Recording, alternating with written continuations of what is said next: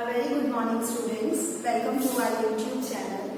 So students, we are discussing in first 2 or 3 lectures about what is income tax and what are its important definitions. So now we will move to another important definition, that is what is agricultural income. It is also the part of income tax, and now we will discuss in today's lecture that what is agricultural income and what is casual income. These two terms we will discuss in our today's lecture.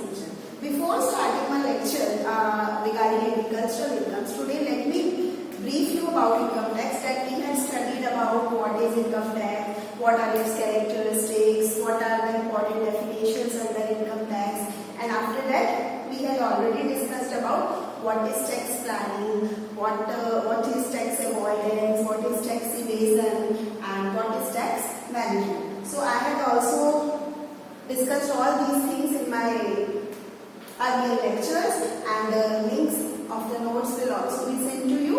So if you have any problems, then please let me know. So now we will start with today's lecture. It is agricultural income. So what is agricultural income? सीधा सा नाम से समझ में आता है, जो भी इनकम, जो भी आय हमें एग्रीकल्चर के रिगार्डिंग, खेती बाड़ी के रिगार्डिंग हो रही है, that is called agricultural income. But income tax act, जैसा कि हम पहले भी बता चुके हैं कि इनकम टैक्स एक्ट 1961 के अकॉर्डिंग इनकम टैक्स के लॉज हैं, रूल्स हैं, वो सारी चीजें हमें फॉलो करनी है. उन्हें फॉलो करते हुए हमें इनकम टैक्स भरना भी है और गवर्नमेंट को इनकम टैक्स पे भी करना है. तो what is agricultural income? The Income Tax Act 1961 does not define what agricultural income is. Income Tax 1961 में अलग से कोई स्पेसिफिक डेफिनेशन नहीं दी है कि what is agricultural income. But फिर भी एग्रीकल्चरल इनकम में क्या क्या आएगा वो हम डिस्कस करेंगे. Like its definition is wide and inclusive. It tells us which income are agricultural incomes. It covers the income of cultivators and landowners both. तो एग्रीकल्चरल इनकम में कौन सी इनकम्स आएंगी? दो तरीके की इनकम्स आएंगी, कल्टीवेटर्स की इनकम एंड लैंड ओनर्स की इनकम. जो भी ये लोग एग्रीकल्चर के रिगार्डिंग इनकम कर रहे हैं, that all comes in agricultural income. Under section 2(1)(a) of Income Tax Act 1961, income tax act 1961 के सेक्शन 2(1)(a) के अकॉर्डिंग एग्रीकल्चरल इनकम मीन्स, तो section 2(1)(a) of income tax act 1961 agricultural income में क्या क्या है? नंबर 1, एनी रेंट और revenue derived from land which is situated in India and is used for agricultural purpose. कोई भी rent या revenue आ रहा है ऐसे लैंड से जो लैंड एग्रीकल्चर के लिए यूज किया जा रहा है, एग्रीकल्चरल पर्पस के लिए, और साथ ही साथ वो लैंड कहाँ सिचुएटेड है? इंडिया में. तो कोई भी ऐसा रेंट या रेवेन्यू जो जनरेट हो रहा है ऐसे लैंड से जनरेट होना चाहिए कि वो लैंड इंडिया में हो और दूसरा वो लैंड एग्रीकल्चरल पर्पस के लिए यूज किया जा रहा हो. जब ऐसा होगा तो it will come under agricultural income. Next, any income derived from such land by, और कोई और इनकम वैसे लैंड से कोई और इनकम हुई हो, जैसे कि एग्रीकल्चर की, जैसे कि कल्टीवेटर और receiver of rent in kind, या सेल बाय कल्टीवेटर और रिसीवर और rent in kind. Means directly अगर हम बार बार बात करें तो लैंड इंडिया में होना चाहिए और उस लैंड से एग्रीकल्चरल पर्पस से किया गया सारा काम होना चाहिए, और जो उस लैंड से एग्रीकल्चरल पर्पस के लिए जब हम उस लैंड को यूज करेंगे और फिर उसके बाद रेंट या कोई मनी हम रिसीव कर रहे हैं जैसे तरीके के लैंड से, तो उस इनकम को एग्रीकल्चरल इनकम बोला जाएगा. So first of all, what is agricultural income? It is regarding what things should be included in agricultural income. First, cultivators and landowners, ये दोनों की इनकम इसके अंदर आ सकती है. दूसरी चीज, लैंड इंडिया में हो और वो लैंड एग्रीकल्चरल पर्पस के लिए यूज किया गया हो, तो उनसे आने वाली इनकम एज पर income tax act 1961 under section 2(1)(a agricultural income कहलाएगी। Next point is any income derived from any building occupied by receiver of rent or revenue of such land or occupied by cultivator or the receiver of rent in kind of any land with respect of which or the produce of which any process mentioned above। फिर से वही बात की गई है कि कोई भी इनकम ऐसी बिल्डिंग से रिसीव हुई हो, ऐसी बिल्डिंग से जो बिल्डिंग सिर्फ एग्रीकल्चरल पर्पसेस के लिए यूज की गई है, अगर ऐसी इनकम कोई रिसीव हो रही है उससे, ऐसी किसी बिल्डिंग या लैंड से, तो that is called agricultural income.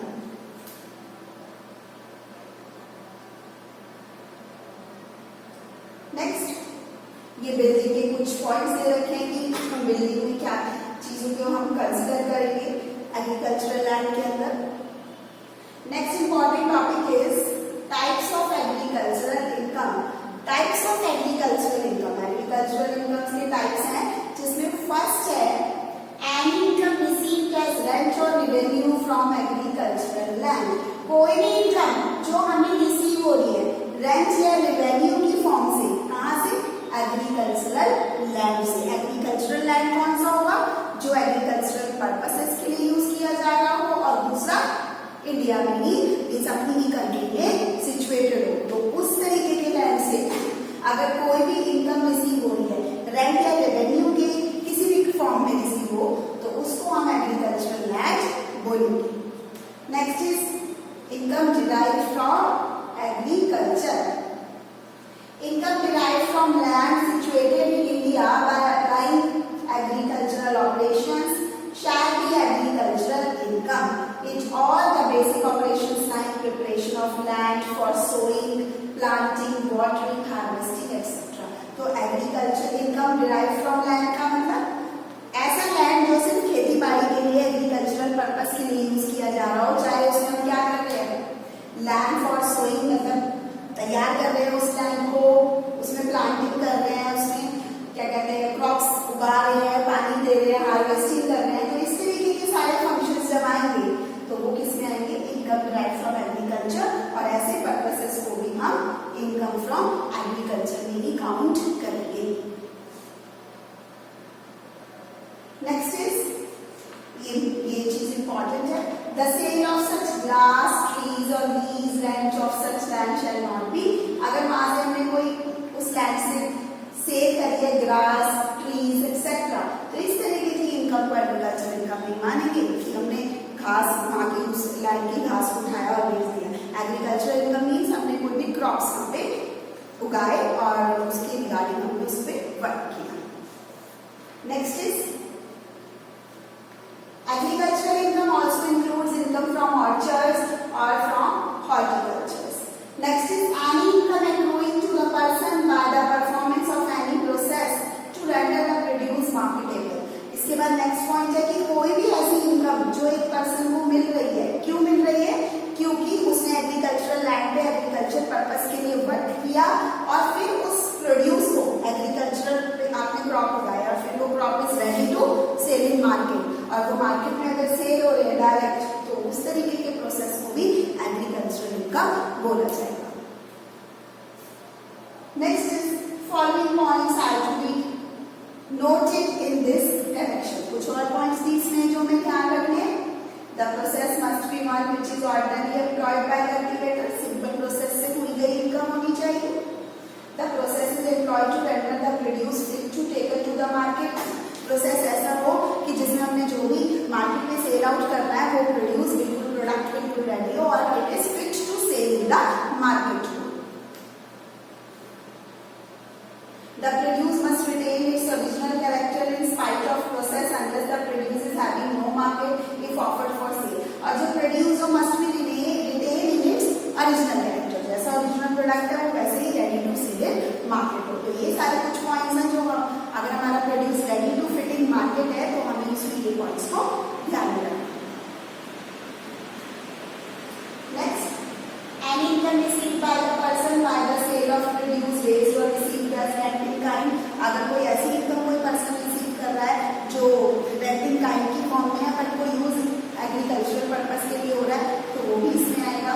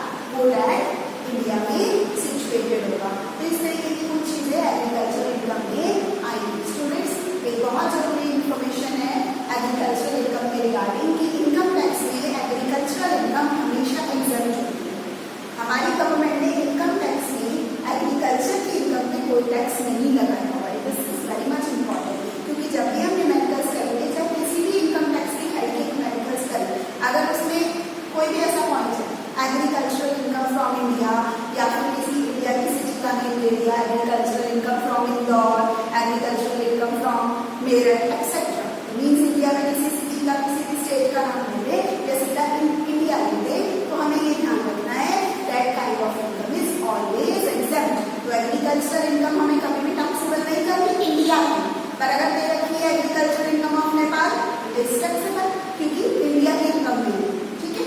तो इंडिया की अगर एग्रीकल्चरल इनकम है, इट इज ऑलवेज एग्जेम्प्टेड। तो ये चीज हमें बिल्कुल नहीं भूलनी है कि एग्रीकल्चरल इनकम इंडिया की कभी भी टैक्सेबल नहीं होगी, ठीक है। तो this is all for agricultural income and it is very much important question, mostly हर साल में ये क्वेश्चन आता है।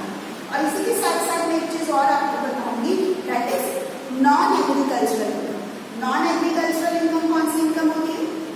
नॉन एग्रीकल्चरल इनकम जो एग्रीकल्चरल इनकम नहीं होगी, जो लैंड एग्रीकल्चर के पर्पज के लिए यूज नहीं हो रहा होगा, जो लैंड ऐसा होगा जिसका एग्रीकल्चर का वर्क नहीं होगा, इस तरीके की सारी चीजें जहाँ आएंगी तो वो कौन सी इनकम होगी?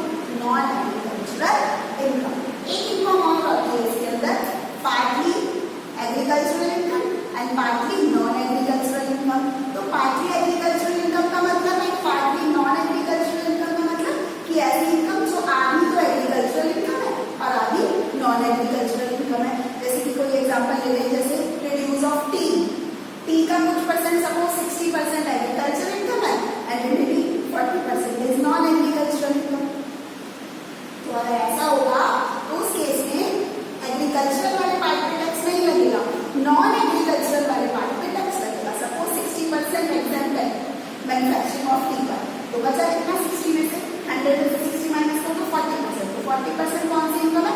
नॉन एग्रीकल्चरल इनकम, जो 40% पे टैक्स पे करना होगा, क्योंकि अभी मैंने आपको बताया इंडिया की एग्रीकल्चरल इनकम पे कोई टैक्स नहीं है, इट इज फुली एग्जेम्प्ट। तो ये चीज हमें हमेशा ध्यान रखनी है, इंडिया की एग्रीकल्चरल इनकम टैक्सेबल नहीं है, फुली एग्जेम्प्ट है, उसका हमें कोई टैक्स नहीं देना। पर जितना पार्ट एग्रीकल्चरल इनकम में नहीं है वो सारा का सारा टैक्सेबल है। तो partly agricultural and partly non agricultural income का मतलब आधी तो एग्जेम्प्ट होगी जितना भी परसेंट रेशियो होगा, और बचा हुआ रेशियो जो नॉन एग्रीकल्चरल इनकम होगा वो सारा का सारा टैक्सेबल होगा। So this is very much important, आप इसके बारे में जरूर अच्छे से पढ़ें और दूसरा नोट्स और भी आप सर्च कर सकते हैं। इवन मैंने अपने सेक्शन को पूरा अच्छे से क्लियर करने की कोशिश की है, फिर भी कोई प्रॉब्लम है तो आप इनको जैसे बात कर सकते हैं, कॉमेंट सेक्शन में देख सकते हैं इसके बारे में। Now we will move to casual income. What is casual income? Casual income means any receipts which are of a casual and non earning nature. For example, income earned by way of winnings of lotteries, races, including horse race, crossword puzzles, etc. तो अगर हम यहाँ पे simple सी बात करें, casual income बहुत एक अच्छा और इम्पोर्टेंट टॉपिक है जो कि हम इनकम टैक्स के लास्ट हेड में, that is income from other sources में अच्छे से पढ़ें। बट फिर भी इंट्रोडक्शन को थोड़ा सा ब्रीफ में बताऊँ तो कैजुअल इनकम मीन्स एग्जाम्पल ले इसका, उससे समझ में आएगा आपको। लॉटरीज, मैंने लॉटरी डाली, मेरी लॉटरी निकल गई, तो इस तरीके की इनकम टैक्स में कहाँ दिखाई जाएगी? इस तरीके की इनकम को कैजुअल इनकम बोला जाता है। और इस तरीके की इनकम फ्रॉम अदर सोर्सेज जो लास्ट हेड इनकम टैक्स का उसमें शो की जाती है। जैसे हॉर्स रेसेस वो भी इस तरीके की इनकम है, वो भी नहीं दी आएगी कैजुअल इनकम में। कार गेम्स से आपने कुछ बैटिंग कर लिया है, कुछ इस तरीके का वर्क कर लिया है, तो वो भी कैजुअल इनकम में आएगी। तो इस एक्सेट्रा इस तरीके की सारी incomes, income from lotteries, income from car games, income from puzzles etcetera, इस तरीके की जो अदर इनकम्स है, ठीक है, वो आएंगी इनकम फ्रॉम अदर सोर्सेज में। और कैजुअल इनकम का एग्जांपल मैंने इसीलिए दिया जिससे आपको पता चल जाए कि कैजुअल इनकम होती क्या है। So casual means income means any receipts which are of casual and non recurring nature, casual nature के हैं। Example, income from lotteries, income from car games, income from horse races etc. So this is all for today. जहाँ तक है इसमें मैंने almost सारी important definitions tax की अभी तक की कंप्लीट कर दी है। इससे कोई भी प्रॉब्लम हो तो आप कमेंट सेक्शन में लिख सकते हैं, और ये सारे के सारे नोट्स का लिंक जो है हम डिस्क्रिप्शन बॉक्स में आपको सेंड कर देंगे। So good Goodbye. Have a nice